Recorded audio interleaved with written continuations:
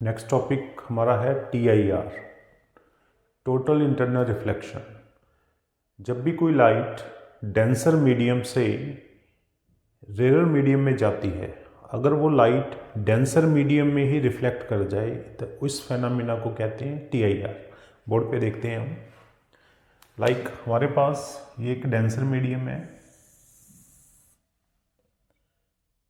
Late us suppose water है।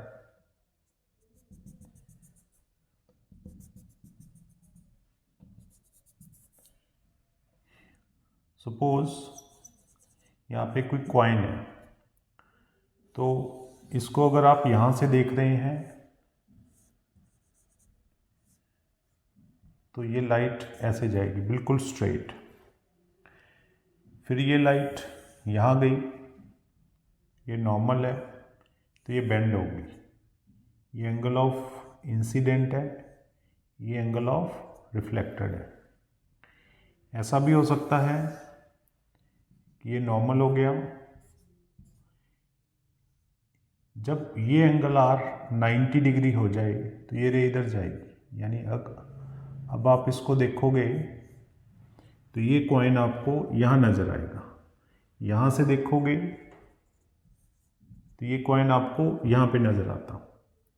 जब R 90 degree हो जाता है देन एंगल ऑफ इंसिडेंट को C बोलते हैं, विच इज़ क्रिटिकल एंगल। अभी डिस्कस करूँगा इसको मैं। अब जो लास्ट केस है कि अगर लाइट ऐसे जाए,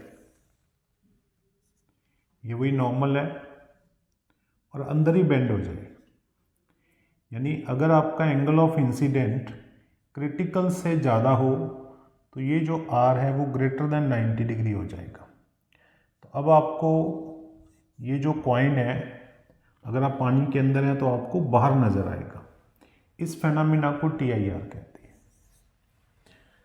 तो यहाँ पे यही हो रहा है कि जो लाइट है डेंसर मीडियम से निकली रेयर के लिए, बट वो डेंसर में ही नीचे को रिफ्लेक्ट होगी। So this phenomena is called TIR। तो ये जो TIR हमने किया है, हमने समझा है अभी, इसकी कंडीशंस होती हैं। हर लाइट जो डेंसर से रेयर में जाएगी उसे TIR नहीं कहते। तो इसकी कंडीशन क्या है? Condition of TIR, first condition तो यही है, ray must move denser to rarer. Denser to जब रेयर जाएंगे तभी ही हम कहेंगे कि TIR होता है। दूसरा पॉइंट कि एंगल ऑफ इंसिडेंट ये बड़ा होना चाहिए C से। C क्या होता है? Critical angle. अब actually critical angle of incident ही होता है जिस एंगल ऑफ इंसिडेंट पे R की वैल्यू 90 डिग्री हो जाए, उस एंगल ऑफ इंसिडेंट को क्रिटिकल कहते हैं। तो जब हमारा क्रिटिकल एंगल से बड़ा इंसिडेंट एंगल होगा TIR तभी पॉसिबल है, यानी कि इससे पहले TIR नहीं होगा। थर्ड पॉइंट है हमारे पास कि अब यहाँ पे अगर मैं कहूँगी इसका रिफ्रैक्टिव इंडेक्स कितना है, म्यू, और बाहर का कितना है 1। तो यहाँ पे स्नेल्स लॉ लगाते हैं हम। तो μ1 into sine I, μ2 into sine r. μ1 की वैल्यू म्यू है, साइन आई को हम बोलेंगे C, μ2 1 है, साइन आर जो है वो है साइन 90 डिग्री। तो यहाँ पे हमारे पास mu equal to 1 by sine C आ गया। So this is the relation between refractive index and critical angle. देखिए इसको,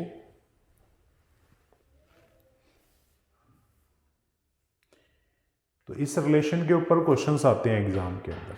तो TIR हमें पता लग गया कि जब कोई भी लाइट टोटली इंटरनल रिफ्लेक्ट हो जाती है मीडियम के अंदर, उसे TIR कहते हैं। अब इसका एक्सपेरिमेंटल वेरिफिकेशन देखते हैं कैसे करेंगे। कि ये तो हमने थ्योरेटिकली सीखा है कि जब भी कोई लाइट डेंसर से रेयर में जाएगी देन इसके अंदर TIR होता है। अब इसको एक्सपेरिमेंटली देखते हैं। सपोज मैंने एक टब में वाटर लिया, ठीक है, एक लेज़र लाइट मेरे पास है, उस लेज़र लाइट से हम देखेंगे कि TIR कैसे होता है। यहाँ पे देखिए मैंने एक टब लिया, कांच का है ये, ग्लास, ठीक है, ये ग्लास है प्योर, इसको हम देख सकते हैं जैसे कांच के गिलास में पानी लिया। तो इस केस में हमने क्या किया, इस नीचे से एक लेज़र लाइट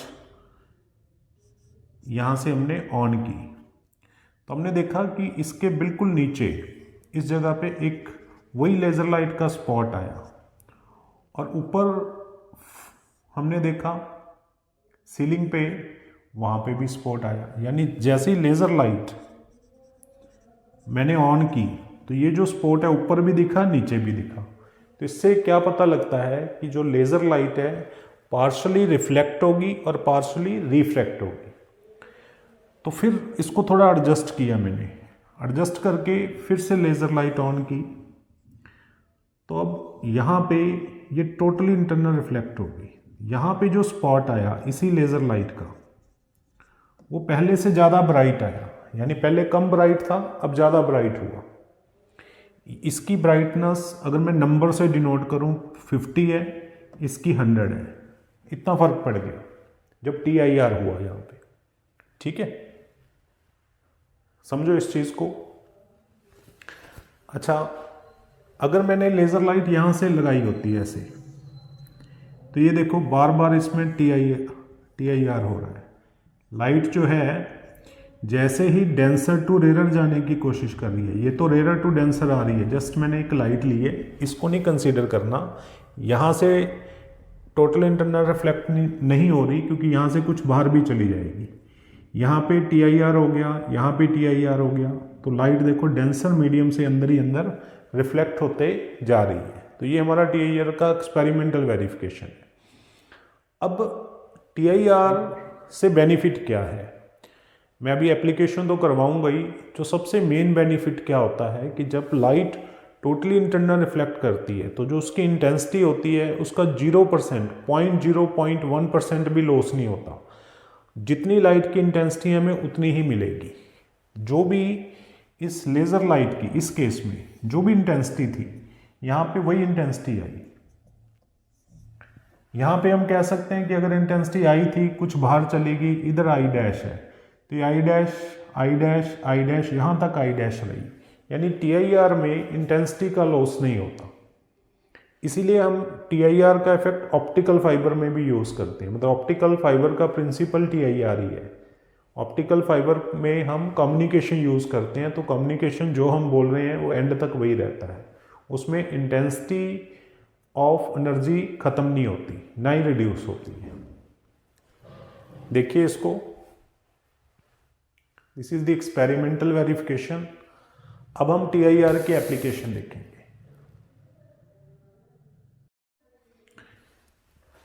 तो एप्लीकेशन में सबसे पहली आती है ब्रिलियंस ऑफ डायमंड।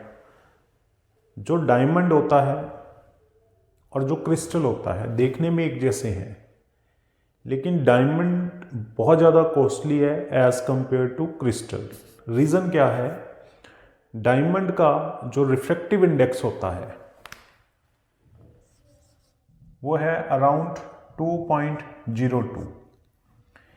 तो हमने इस फॉर्मूले से इसका क्रिटिकल एंगल निकाला, जो कि आया 24.4 डिग्री के आसपास। किसी किसी बुक में 24 भी लिखा होता है। तो डायमंड के अंदर जब लाइट चली जाती है तो वो बाहर नहीं आती, वो अंदर ही अंदर रिफ्लेक्ट होती जाती है। मल्टीपल रिफ्लेक्शन होती है, जिससे उसकी शाइनिंग बढ़ जाती है। ऐसा क्रिस्टल में पॉसिबल नहीं है। इसीलिए डायमंड जो है वो इतना कॉस्टली है। डायमंड का जो क्रिटिकल एंगल होता है वो 24.2 है। तो डायमंड को ऐसे काटा जाता है कि जब भी लाइट डायमंड में एंटर करेगी वो 24.2 डिग्री से ज़्यादा एंटर करेगी किसी भी हिस्से से। सपोज ये डायमंड है आपका,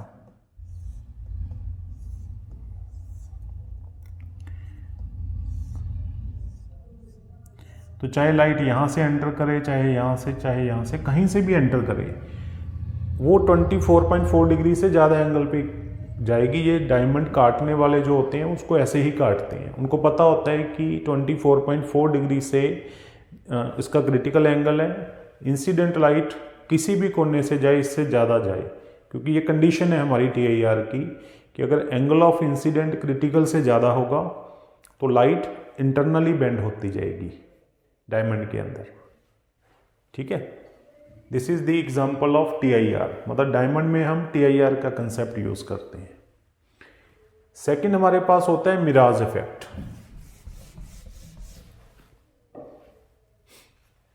इसको लिख लो, मैं हटा ही देता हूं।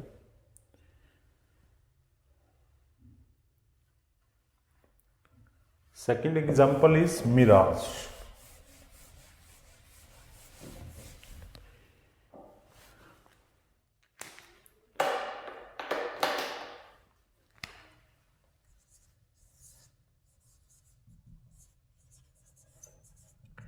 देखिए, जो मिराज होता है ये हॉट समर डे में होता है, ज़्यादातर डेजर्ट एरिया के अंदर। तो डेजर्ट एरिया में जब समर आती है, जून जुलाई का महीना आता है, तो टेम्परेचर बहुत ज़्यादा हाई हो जाता है। हमें पता है कि अर्थ के जो अर्थ का सरफेस है उसके साथ वाली जो एयर होती है उसकी ऑप्टिकल डेंसिटी, रिफ्रैक्टिव इंडेक्स बहुत ज़्यादा होता है। ये हम सनराइज में पढ़ चुके हैं, सनराइज में और सनसेट के अंदर। बट हॉट समर डे में क्या होता है, डेजर्ट एरिया में स्पेशली, कि जो एयर होती है अर्थ के जो साथ टच कर रही है एयर, उसमें टेम्परेचर बहुत ज़्यादा बढ़ जाता है, जिससे उसका रिफ्रैक्टिव इंडेक्स कम हो जाता है। लेकिन जैसे जैसे हम सरफेस से ऊपर जाते जाएंगे टेम्परेचर कम होता जाएगा, रिफ्रैक्टिव इंडेक्स हमारा धीरे धीरे बढ़ता रहेगा। लेकिन बिल्कुल जो नीचे वाला हिस्सा होता है उसका रिफ्रैक्टिव इंडेक्स ज़्यादा होगा, जबकि बाकी दिनों में उल्टा होता है, नीचे जो सरफेस रिफ्रैक्टिव इंडेक्स है वो ज़्यादा होगा, ऊपर कम होगा। लेकिन हॉट समर डे में ये उल्टा हो जाता है डेजर्ट एरिया में। कुछ ऐसा होगा कि ये मान लो सरफेस है, ये रिफ्रैक्टिव इंडेक्स हो गया μ1, फिर μ2, ये μ3, ये μ4। यानी जैसे जैसे ऊपर जाएंगे टेम्परेचर जो है वो तो हो रहा है डिक्रीज ऊपर जाने से, बट म्यू की वैल्यू क्या हो रही है, वो इंक्रीज। क्योंकि जब टेम्परेचर ज़्यादा होगा एयर के मॉलिक्यूल सेपरेट होंगे, ज़्यादा सेपरेट होंगे तो रिफ्रैक्टिव इंडेक्स कम हो गया। लेकिन ऊपर जाते हुए म्यू की वैल्यू बढ़ती जाएगी, यानी μ4 is greater than μ3, greater than μ2, greater than μ1। तो ऐसे में क्या होगा, लेट अस सपोज एक ट्री है, एक पेड़ है, किसी पॉन्ड के बैंक के ऊपर है, वो किसी किनारे के ऊपर है। तो जब हम दूर से देखेंगे वो ट्री तो हमें दिखेगा ही दिखेगा, लेकिन उसकी शैडो पानी के अंदर दिखती है, दोनों दिखती हैं हमें, मतलब ट्री भी दिख रहा है, उसकी शैडो भी दिख रही है दूर से। तो this is the mirage effect. ये ऑप्टिकल इल्यूजन होता है। ठीक है, इसको डिटेल में समझते हैं अभी। तो ये हम मान लेते हैं कि ये पॉन्ड है ना, और यहां पे एक पेड़ है।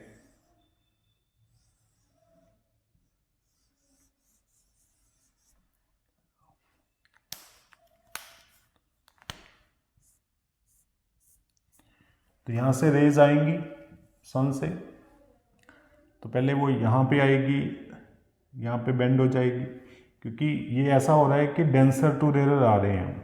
ठीक है, ये डेंसर है, ये रेरर है।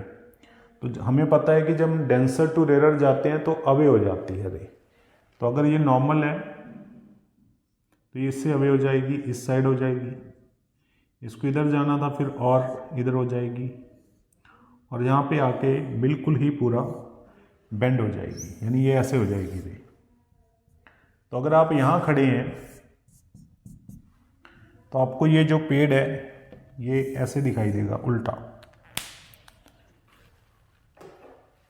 इसकी शैडो ऐसे दिखाई देगी आपको, यानी ये भी दिखेगा, ये भी दिखेगा।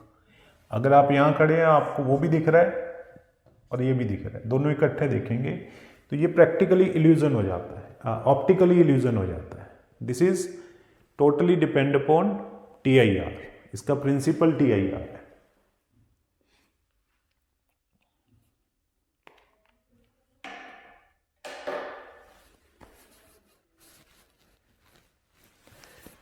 इसके बाद होता है totally reflecting glass prism, third application.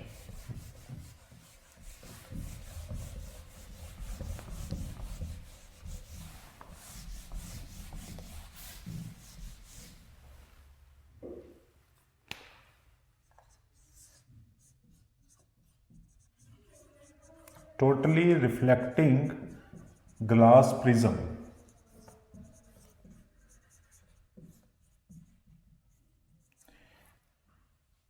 हमारे पास राइट एंगल आइसोस्केलस प्रिज्म है, तो उस प्रिज्म में हम देखेंगे कि कैसे हम लाइट को by the effect of TIR 90 degree पे 180 डिग्री पे हम उसको रोटेट करा सकते हैं।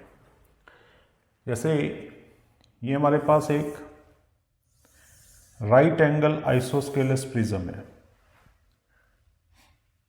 ABC। तो इस राइट एंगल ट्रायंगल का जो रिफ्लेक्टिव इंडेक्स होता है वो है 1.5।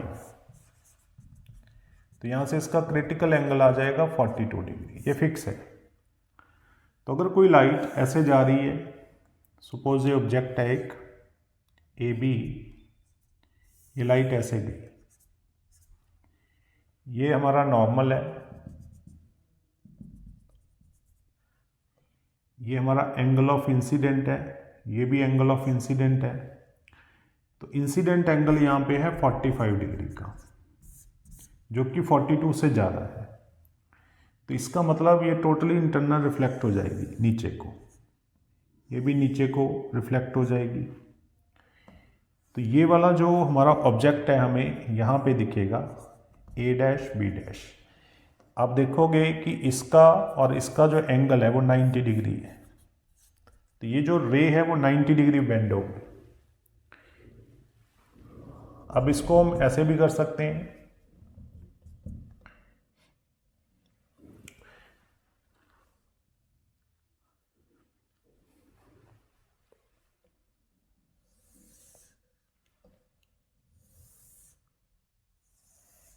ये आपका 90 डिग्री ऐसे ले लो। अब जैसे ये इधर था 90, तो B में यहाँ ले गया, A ये रहा, C ये रहा, यहाँ से एक लाइट गई, ये ऑब्जेक्ट है AB, यहाँ से लाइट रिफ्लेक्ट की, फिर यहाँ से इधर गई, यहाँ से इधर गई, क्योंकि यहाँ पे टोटल इंटरनल रिफ्लेक्शन हो रहा है 2 बार। तो B वाली लाइट कौन सी होगी, ये ऊपर। तो यहाँ पे ये B' हो गया, ये A' हो गया, यानी ये 180 डिग्री रोटेट कर गई। दोनों में एंगल कितना है, 180 डिग्री का। यहाँ पे भी TIR का कंसेप्ट लगा है।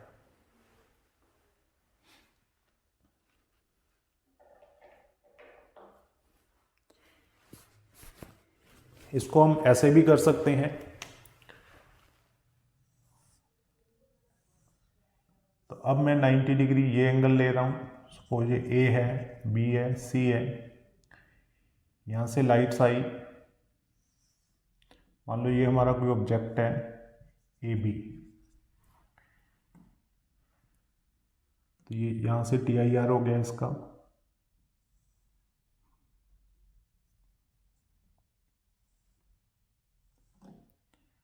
तो अब ये ऑब्जेक्ट ऐसा बना, देखिए इसको,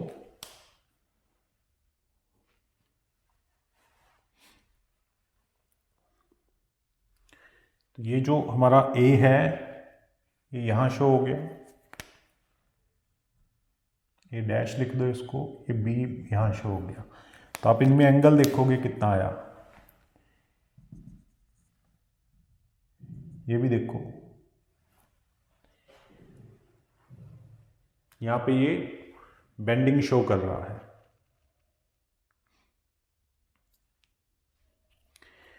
तो इस केस में भी ये रोटेट हो रही है, इसमें भी ये रोटेट हो रही है, मतलब यहाँ पे 90 डिग्री पे दिख रहा है, यहाँ पे ऑब्जेक्ट और इमेज 180 डिग्री पे है, यहाँ पे अगेन ये 90 डिग्री पे कह सकते हैं कि ये बेंड हो गए। ठीक है, तो हमारा जो प्रिज्म है, राइट एंगल प्रिज्म है, उसमें जब TIR का कंसेप्ट लगाते हैं तो हम उसको इमेज को रोटेट कराने में यूज़ कर सकते हैं, जैसा कि हम बाइनोकुलर में यूज़ करते हैं। तो ये वाला जो सिस्टम है वो बाइनोकुलर में यूज़ करते हैं। और जो प्रिज्म ये इफेक्ट शो करते हैं उसे इरेक्टिंग प्रिज्म कहा जाता है। उसे क्या बोला जाता है? Erecting prism.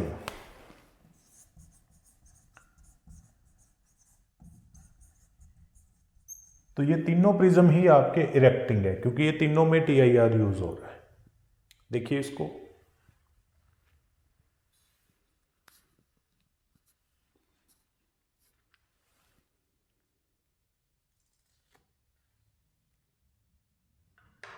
लास्ट हमारे पास है ऑप्टिकल फाइबर।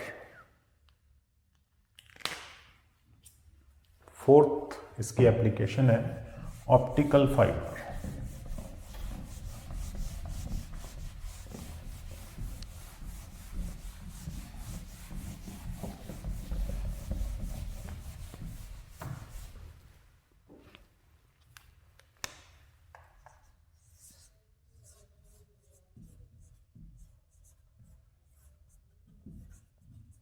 हम इसका यूज ऑप्टिकल फाइबर में भी करते हैं।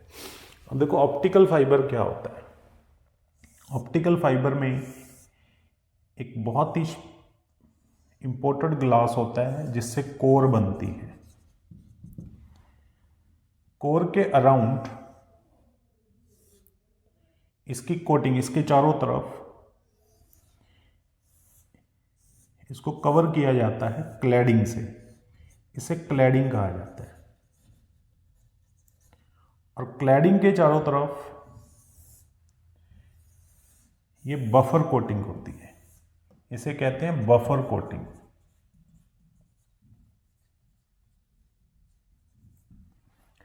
तो ये तीन तरह की लेयर है।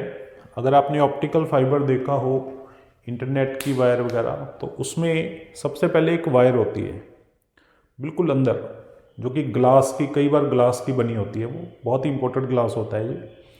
उसके ऊपर एक लेयर होती है जिसे क्लैडिंग कहते हैं, और आउटर पे प्लास्टिक या रबड़ की लेयर होती है जिसे बफर कोटिंग कहते हैं, ताकि वायर खराब ना हो। तो इस केस में कोर का रिफ्रैक्टिव इंडेक्स सपोज μ1 है, क्लैडिंग का μ2 है और बफर कोटिंग का μ3 है। μ1 जो होता है वो बड़ा होता है μ2 से, और μ2 बड़ा होता है μ3 से। यानी रिफ्रैक्टिव इंडेक्स ये शो करता है कि अंदर डेंसर है, फिर कम डेंसिटी, फिर कम density, denser to rare show हो रहा है।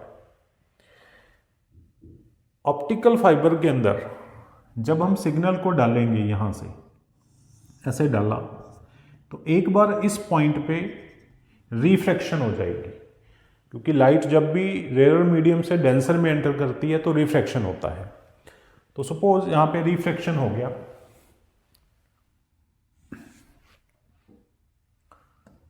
सपोज ऐसे गई, ये ऐसे थोड़ी बेंड कर रही।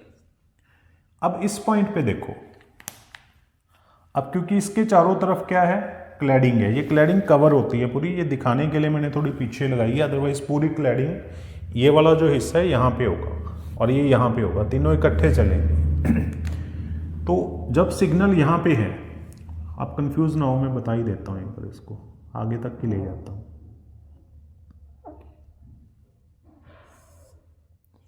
ये ऐसे होती है पूरी, ठीक है, और ये भी यहाँ तक होती है। तो यहाँ पे सिग्नल क्या है, जब डेंसर से रेयर में जाएगा तो वो अंदर ही बेंड हो जाएगा। यहाँ पे TIR लगेगा, फिर यहाँ पे TIR लगेगा, और सिग्नल ऐसे जिगजैग मोशन में जाता रहेगा।